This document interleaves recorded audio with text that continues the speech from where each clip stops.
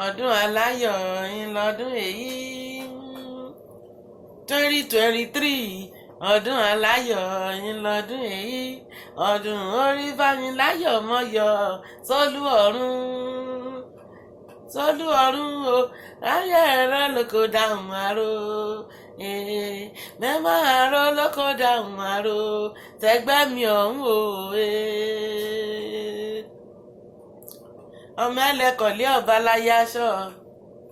ọmọ ọlọ́nà yẹyẹyẹ ọmọ ọlọ́nà èlé ìjùmọ̀rìn ìṣọ̀nà kan rí kọ́kọ́ láyà mọ́rin ọ̀nà mèsì kọ̀lé ọdún aláyọ̀ ńlọdún yìí ọdún orin bániláyọ̀ mọ́yọ̀ sólú ọ̀run mẹ́mọ́ àrò lóko dáhùn àrò tẹgbẹ́ mi ọ̀hún o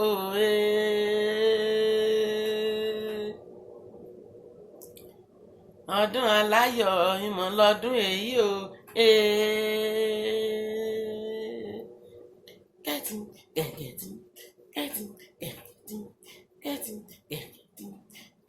ọmọ olùlù sápàtì kan lùtọ̀nà ọ̀fẹ́ bọ̀ ọmọ olùlù òrò mẹ́ọ́dẹ̀jọ́ ọmọ ọba ò ọba láyọ̀ ńlọdún èyí ọdún orin bániláyọ̀ mọ́yọ̀ sólú ọ̀run mẹ́mọ́ àrò lóko dáhùn àrò sẹ́gbẹ́ mi ọ̀hún o Happy New Year everyone.